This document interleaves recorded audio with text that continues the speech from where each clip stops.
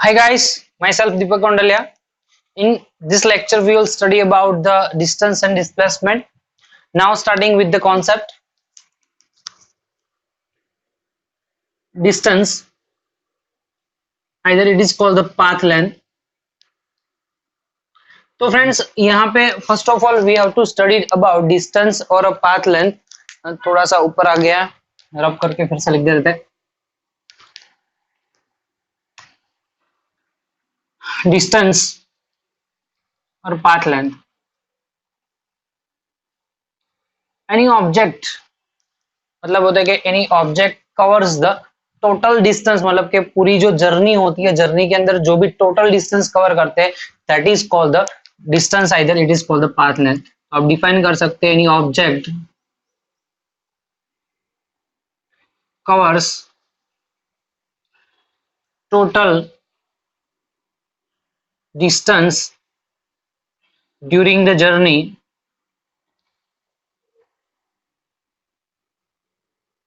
is called distance. तो simple सी definition है कि डिस्टेंस को भी कह सकते हैं और पाथ लेंथ भी कह सकते हैं. जो भी आपको समझना है वो समझ सकते हैं. डिस्टेंस बोलो या path length, that is the same ही है, दोनों में कोई डिफरेंस नहीं है. तो first of all we have to understand what is the total distance. Let us take an example. Example के अंदर यहाँ पे suppose we are starting from A to B and the distance between A and B is 4. Now B to C, that is the distance 2, and again C to D, that is the distance 4. Again जो distance है वो 4 है.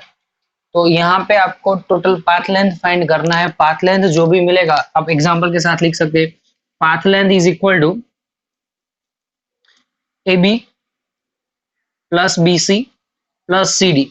मतलब एक चीज आपको याद रखनी है कि जब भी आप टोटल डिस्टेंस की बात कर रहे हो तो A B B C C D जितने भी वैल्यू है उसको ऑलवेज आप पॉजिटिव नंबर के साथ ही रिप्रेजेंट करना पड़ेगा. जो भी नंबर मिलेगा उसको आप कंपलसरी पॉजिटिव नंबर के साथ ही रिप्रेजेंट करना पड़ेगा. A B plus B C plus C D. लिखो value 4 plus 2 plus 4, 4 plus 2 plus 4, so 8 plus 2 that means 10. Answer क्या मिलेगा? 10. तो यहाँ पे पाथ लेंथ जो मिल रहा है वो 10 मिल रहा है. नेक्स्ट हम बात करेंगे पाथ लेंथ ऑलवेज पॉजिटिव मिलेगा. पाथ लेंथ जो है ऑलवेज पॉजिटिव, तो आप डिफाइन कर सकते हो path length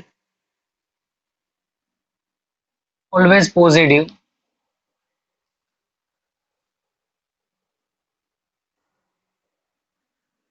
Path length is always positive and that's why it is scalar quantity. That's why it is scalar quantity. तो पाथ लेंथ के बारे में ये सिर्फ पढ़ना है. दूसरे एग्जांपल में दूसरे टॉपिक की बात करेंगे. डिस्प्लेसमेंट. डिस्प्लेसमेंट में क्या है वो देखते हैं. तो डिस्प्लेसमेंट की डेफिनेशन ये है कि the change in position, the change in position it should be known as a displacement. तो डेफिनेशन लिखते हैं change in position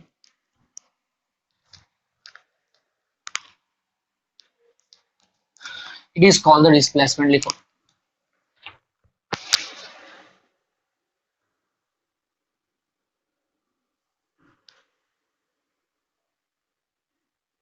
change in position is called displacement. Now taking example for the displacement. displacement के example लेते हैं, but first of all इसको shortest way में, cutest वे में याद रखना है. क्यूटेस्ट वे बोल रहा हूँ क्योंकि यहाँ पे बहुत सारी के तरीके से आप डिस्प्लेसमेंट फाइंड कर सकते हैं, लेकिन बेस्ट तरीका यही है. तो आप लिख सकते हैं the shortest distance, shortest path should be known as displacement, should be known as displacement. तो कोई भी जो भी डायग्राम आप रिप्रेजेंट करते हैं कोई भी कंडीशन में, हम यहाँ पे प्रीवियस एग्जांपल में डिफाइन करते हैं. ए से लेके बी तक जाओ 4 है. बी से लेके सी तक जाओ दैट इज 2. अगेन सी से लेके डी जाओ 4 है. तो आपको फाइंड करना है यहाँ पे शॉर्टेस्ट पाथ. ये जो शॉर्टेस्ट पाथ है इतना ही होगा.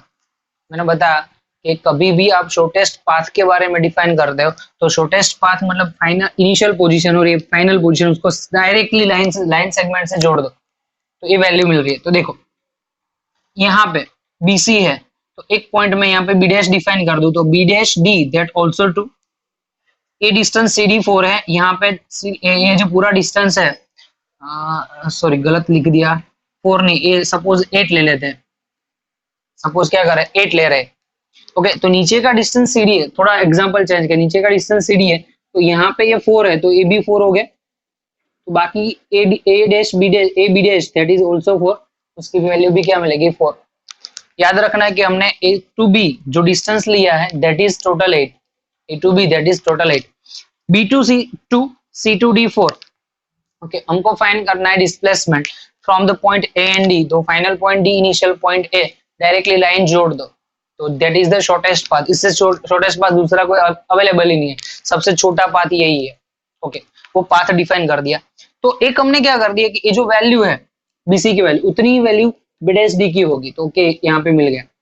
दूसरी साइड के यहाँ पे CD 4 है तो ऑब्वियसली B डैश B वो भी 4 होगी, तो रिमेनिंग पार्ट AB डैश क्या होगा 4 होगा, रिमेनिंग पार्ट AB डैश 4। तो देखो ट्राइंगल ऐसे बन रहा है, A साइड 4 A साइड 2, और यहाँ पे पॉइंट A है और यहाँ पे पॉइंट D है, तो AD फाइंड करना है। तो AD फाइंड करने के लिए तो कौन सा फॉर्मूला यूज करेंगे, हाइपोटेन्यूज वाला। तो hypotenuse AD is equal to under root of A side का square 4 square plus second side का स्क्वायर 2 स्क्वायर, 4 स्क्वायर 16 होगा, 2 स्क्वायर 4 होगा, 16 प्लस 4 20, 20 का रूट निकालते हो तो 4 5 जा क्या होगा 4 5 जा 4 5 का रूट नहीं होगा, 4 का निकलेगा 2 तो 2 रूट 5, ये आंसर मिल रहा है। समझ में आ रहा है? तो इस मेथड से आप डिस्प्लेसमेंट फाइंड कर सकते हो। दूसरी चीज, फर्स्ट एग्जांपल ले लिया, आप नोट कर लो, दूसरे एग्जांपल की बात कर रहे हैं।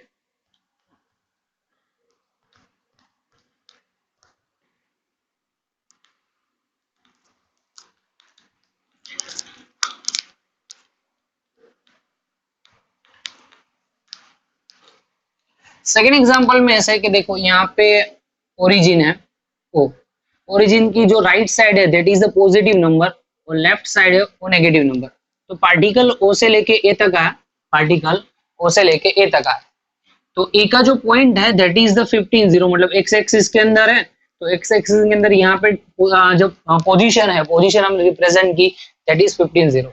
ओके आगे की बात करो, यहाँ पे आ रहा है वापिस A से लेके O पर आया, O से लेके वापिस B पर आया, और यहाँ पे -15 0, B की जो पोजीशन है -15 0। तो क्वेश्चन में ऐसा लिखा है कि a particle travelling from O to A and then A to B via O point। Okay question में यही लिखा है कि a particle travelling from O to A, पहले O से लेके O तक A जा रहा है, then after A to B जा रहा है, लेकिन via O point, O point का मतलब कि सेंटर में से O पॉइंट निकलेगा, वहां से पास होगा, ये चीज आपको ध्यान में रखनी है। चलो तो आपको क्वेश्चन में फर्स्ट थिंग है कि पाथ लेंथ फाइंड करो, और सेकेंड थिंग है डिस्प्लेसमेंट फाइंड करो, डिस्प्लेसमेंट। पाथ लेंथ फाइंड करना है तो क्या चीज, सभी जो टोटल डिस्टेंस है उसका एडिशन करना है, तो आप लिख सकते हो यहाँ पे फर्स्ट क्वेश्चन में path length is equal to, path length is equal to O से लेके A तो OA, देन आफ्टर A से लेके O वापिस यहाँ पे O आता है, और O से लेके B तक, तो मैं लिख सकता हूँ OA प्लस AB, पूरा डिस्टेंस है A से लेके B तक। देखो डिस्टेंस काउंट करना है तो ये वैल्यू पॉजिटिव, मैंने बोला कि पाथ लेंथ में जो भी आप मेजर कर रहे हो ऑलवेज पॉजिटिव होगी। तो देखो यहाँ पे O to A that is the 15, तो आप लिख सकते हो OA इज इक्वल टू 15। लेकिन देखो A से O तक जाओ तो वो अगेन 15 है, यहाँ से 15 और यहाँ पे वापिस 15, देन आफ्टर O से लेके B भी अपोजिट डायरेक्शन में 15, तो A भी 15, तो total distance between A and B that is 15 plus 15 मतलब 30 होगा, तो आंसर आएगा 45। क्या आंसर आएगा 45, तो आपका जो डिस्प्लेसमेंट मिल रहा है वो 45 होगा। ओके नेक्स्ट केस में आपको फाइंड करना है डिस्प्लेसमेंट। देखो डिस्प्लेसमेंट के बारे में हम इतनी ही चीज सिंपल डिफाइन कर सकते हैं, बोला कि फाइनल पोजीशन माइनस इनिशियल, तो XF माइनस XI, क्योंकि जब पोजीशन आपको दी है, ऑलरेडी पोजीशन डिफाइन कर दी है, तो आपको उस कंडीशन पे यही चीज याद रखनी है कि final point minus initial point, क्योंकि पॉइंट की जो पोजीशन ऑलरेडी गिवन है, अगर नहीं है तो उस हिसाब से हमको first of all line segment draw करना पड़ेगा। लाइन सेगमेंट की वैल्यू फाइंड करने के लिए नियर बाय जितने भी वेक्टर दिए वो निकालना पड़ेगा। तो देखो एक्सएफ क्या है -15, एक्सआई क्या है 0, तो -15 -0 दैट मींस -15 आंसर आएगा। So displacement is equal to -15। Clear, समझ में आ रहा है? अभी एक दूसरा एग्जांपल ले रहे हैं। Object is starting from A and next complete a one circle. A point से स्टार्ट कर रहा है and complete a one circle and reach to again A point. Find displacement as distance. Find displacement and distance, यानी कि path length भी find करना है और डिस्प्लेसमेंट भी फाइंड करना है। तो देखो हम यहाँ पे लिख सकते हैं an object starting from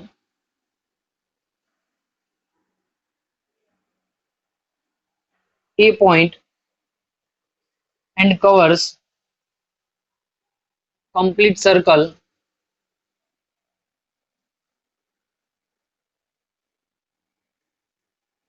and reach to a point. Find path length and displacement. ये सिंपल सा क्वेश्चन है, आप सोचिए क्या करना पड़ेगा वो देख लीजिए, देन आफ्टर हम स्टार्ट करेंगे जल्दी से पोज करके आप। ओके तो देखो यहाँ पे कंप्लीट एक सर्कल कंप्लीट करता है, तो मतलब पाथ लेंथ क्या होगा, सरकमफेरेंस जितना होगा, एक सर्कल कंप्लीट करता है तो पाथ लेंथ क्या होगा, सरकमफेरेंस जितना। So we can say that 2 pi R. लेकिन डिस्प्लेसमेंट फाइंड करना है, क्या फाइंड करना है, डिस्प्लेसमेंट। तो डिस्प्लेसमेंट के लिए आंसर क्या होगा, तो आप देख सकते हैं स्टार्टिंग पॉइंट है, फाइनल पॉइंट भी है, तो एक्सएफ माइनस एक्सआई, यानी कि दो कंडीशन में इनिशियल और फाइनल दोनों पॉइंट सेम है, तो a माइनस ए 0, तो आपका डिस्प्लेसमेंट 0 मिलेगा। तो फ्रेंड्स यहाँ पे आपने एक चीज डिराइव की, डिस्प्लेसमेंट है 0 भी है, डिस्प्लेसमेंट नेगेटिव भी है और डिस्प्लेसमेंट पॉजिटिव है। तो यहाँ पे नोट करके आप लिख सकते हैं displacement is positive, negative and 0। Displacement है पॉजिटिव भी है, नेगेटिव भी है और 0 भी, इनमें से कोई भी वैल्यू आप डिस्प्लेसमेंट के लिए डिफाइन कर सकते हो। डिस्प्लेसमेंट की एक कंडीशन है positive, negative and 0। Okay basically तीन चीज पॉसिबल है, तो we can say that displacement is the vector quantity. आप डिस्प्लेसमेंट को वेक्टर क्वांटिटी से रिप्रेजेंट कर सकते हो। तो यहाँ पे भी मैं दूसरा पॉइंट लिख देता हूं, displacement is vector quantity. Okay ये चीज आपको याद रखनी है। तो डिस्प्लेसमेंट का टॉपिक जल्दी से रिवाइज कर लो, आगे के टॉपिक में हम एक बात कर रहे हैं। तो यहाँ 3 क्वेश्चन आपेला है, आ 3 क्वेश्चनનું આપણે સોલ્યુશન જોવાનું છે। फर्स्ट क्वेश्चन में कीधुं छे कि a particle goes along a quadrant, मतलब पार्टिकल जो भी है वो क्वाड्रेंट के अंदर मूव कर रहा है, of a circle of radius 10, मतलब कि यहाँ पे जो भी रेडियस है दैट इज द 10 मीटर। और यहाँ पे भी जो आप सेंटर से डिफाइन करो तो it is also 10 meter radius. Okay from A to B, मतलब मूव कर रहा है ए से लेके बी तक। तो यहाँ से जो एक पॉइंट है इतना distance, that is your path length. जो इतनी आर्क मिल रही है वो आर्क पाथ लेंथ है। To find the magnitude of displacement and as well as the distance. तो डिस्टेंस इज द यहाँ पे आर्क है वो, तो आर्क फाइंड करनी है। देखो ये सर्कल शायद आप कंप्लीट कर लो, ये पूरा ऐसे सर्कल मिलेगा, यहाँ पे ऐसे सर्कल मिलेगा।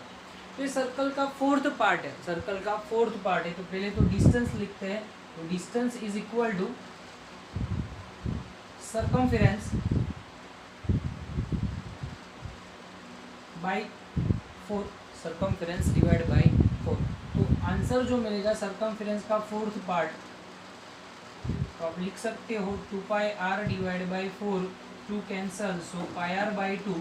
पाई आर बाई 2 का आंसर जो आप लिख सकते हो क्या होगा, पाई की वैल्यू 3.14, आर की वैल्यू 10 और डिवाइड बाई 2, तो 31.4 divide by 2 that means 15.7 answer आएगा। आप कैलसी यूज कर सकते हो, जो डिस्टेंस मिल रहा है 15.2। ओके चलो कोई बात नहीं, डिस्टेंस मिल गया।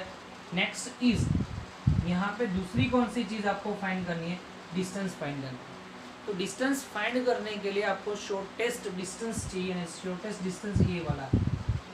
तो डायग्राम आप देखो, ये साइड 10 है, यहाँ पे भी 10 है, तो मतलब एक ट्राइंगल बन रहा है और ये ट्राइंगल का हाइपो है। तो हाइपो फाइंड करने के लिए हमारे पास फॉर्मूला है, तो आप लिख सकते हो displacement is equal to under root of square of first side plus square of second side, 100 square plus 100 square, that's mean total answer मिलेगा 200, यानी कि अंडर रूट ऑफ 200 और 200 का अंडर रूट निकालते हो तो आपको आंसर मिलेगा 10√2, आपको आंसर मिलेगा 10√2। तो फर्स्ट क्वेश्चन का आंसर यहाँ पे मिल गया। अभी देखो सेकंड क्वेश्चन फाइंड करना है, तो सेकंड क्वेश्चन आप रीड करो, क्या लिखा है।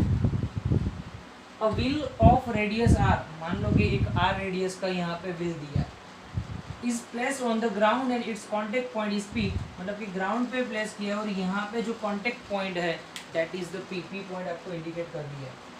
आगे की चीज़ क्या लिखी है, if the wheel start rolling without slipping, मतलब कि व्हील जो है रोल कर रहा है, स्लिप नहीं कर रहा है। दो चीज़ समझ लो, स्लिप करना क्या होता है, रोल करना क्या है। ये सरफेस है, सरफेस पे कोई भी ऑब्जेक्ट सीधा नीचे आ रहा है, सीधा डायरेक्टली विदाउट एनी टर्न लिए बिना, तो that is called the sleeping. मान लो ये पेन है, सीधी नीचे आ रही है, सर सीधी नीचे आ रही है, that is called the sleeping. But यही पेन अगर इसे रोटेट करके आ रही है, देखो ये गोल गोल घूम रही है, मतलब ऊपर से नीचे इसे रोटेट करके आ रही है, जैसे कि हमारे व्हीकल के टायर होते हैं, वो टायर कैसे होते हैं, रोलिंग करते हैं। तो अगर कोई ऑब्जेक्ट रोलिंग करके आगे बढ़ रहा है एंड लिखा है कंप्लीट अ हाफ रिवॉल्यूशन, मतलब कि पूरा हाफ रिवॉल्यूशन कंप्लीट करता है, तो नेक्स्ट डायग्राम कुछ इस तरीके से P पॉइंट शिफ्ट होके ऊपर चला जाएगा। देखो एक डायग्राम इस तरीके से मिलेगा, यहाँ पे इस तरह के सर्कल बना दो, ये सर्कल कंप्लीट हो गया। हाफ रिवॉल्यूशन करते हैं, देखो ये सर्कल का P पॉइंट है, घूम के यहाँ पे आ गया, तो P पॉइंट जो नीचे था घूम के से आया तो ऊपर आ गया हाफ रिवॉल्यूशन के अंदर, तो यहाँ पे आप लिख सकते हैं ये P पॉइंट। ओके, ऊपर से यहाँ तक का डिस्टेंस डायमीटर जितना होगा यानी कि 2r होगा, लेकिन आपको क्या चाहिए, देखो P यहाँ पे था, शिफ्ट होके यहाँ पे आ गया, तो P डैश यहाँ पे लिख सकते हो, P dash point, P shift होके तो उसको P डैश लिख दो, ये डिस्टेंस 2r हो गया। हमको ये P डैश फाइंड करना है, लेकिन ये वैल्यू कितनी होगी वो आपको लिखना है, ये साइड को कितनी होगी। सपोज अज्यूम कर लेता हूँ m पॉइंट, क्या अज्यूम कर लेता हूँ m पॉइंट, तो PM फाइंड करना है।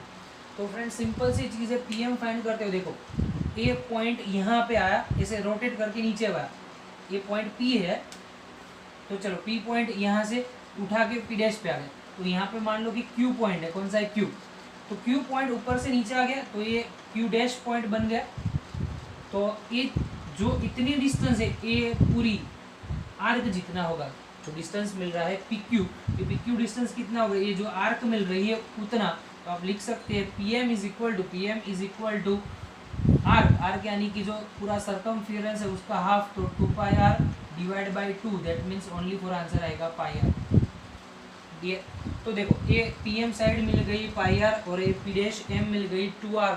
आपको फाइनलाइज आंसर फाइंड करना है, तो फाइनलाइज आंसर के लिए हाइपोटेन्यूस है, we can say that PP dash is equal to under root of, find the displacement किया है तो डिस्प्लेसमेंट तो PP डैश, तो P साइड का स्क्वायर πr का स्क्वायर प्लस 2r का स्क्वायर, πr का स्क्वायर प्लस 2r का स्क्वायर।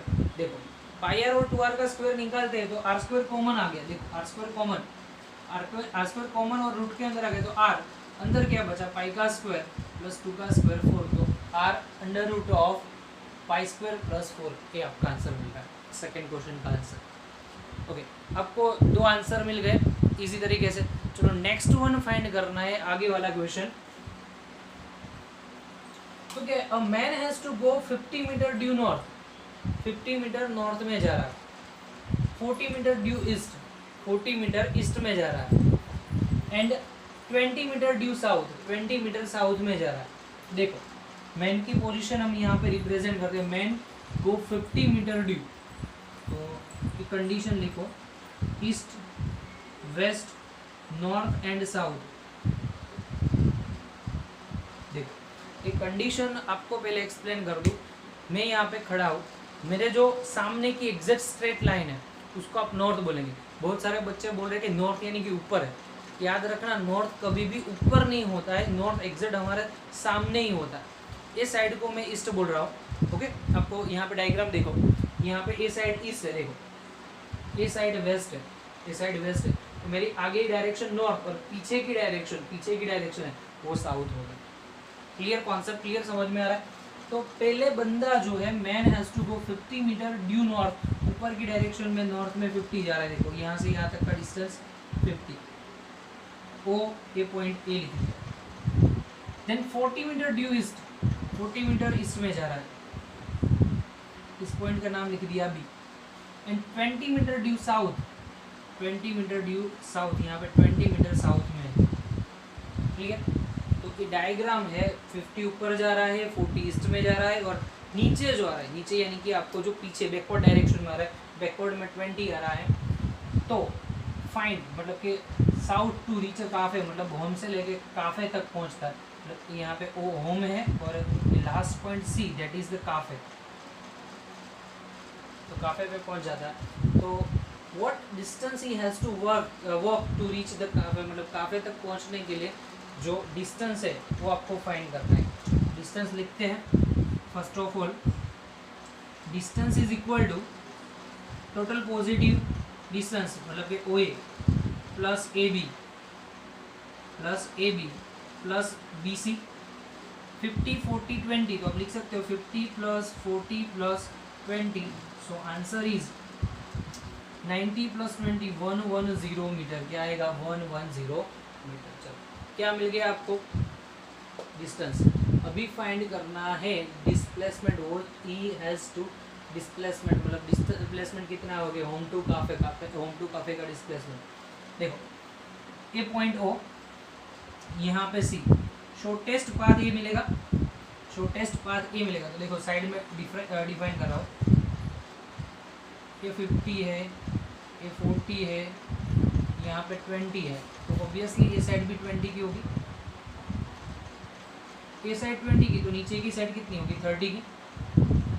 तो ये 30 है तो यहाँ पे भी ये 40 होगी। आपको ये ओरिजिनल और यहाँ पे सी, ओ सी फाइंड करना है। तो ओ सी यानी कि हाइपो हो गया, तो ये साइड मिल रही है 40 और यहाँ पे साइड मिल रही है 30, so O C is equal to under root of 30 square plus 40 square, 30 square plus 40 square आपको यहाँ पे दिखाई दे रहा। ओके, और 30 स्क्वायर प्लस 40 स्क्वायर मतलब कि 900 प्लस 1600 दोनों का एडिशन कर दो तो आंसर मिलेगा 2500, उसका रूट निकालो तो 50 मिलेगा। तो displacement is the 50 and distance is the कितना मिला? Distance 110 metre. तो एक चीज़ नोटिस करो कि डिस्प्लेसमेंट कम है, हर एक कंडीशन में डिस्प्लेसमेंट कम है। देखो कोई भी कंडीशन लिखनी है तो डिस्प्लेसमेंट कम है लेकिन डिस्टेंस ज़्यादा है, तो यहाँ पे मैं एक रिजल्ट ऐसे लिख सकता हूँ,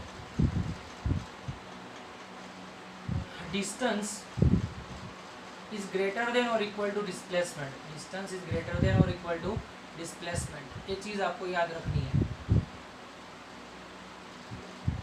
डिस्टेंस इज ग्रेटर देन और इक्वल टू डिस्प्लेसमेंट। तो फ्रेंड्स यहाँ पे लेक्चर खत्म करते हैं। नेक्स्ट लेक्चर के अंदर नई टॉपिक के साथ बात करेंगे वेलोसिटी और स्पीड के बारे में। Wish you all the best and thanks for watching this video.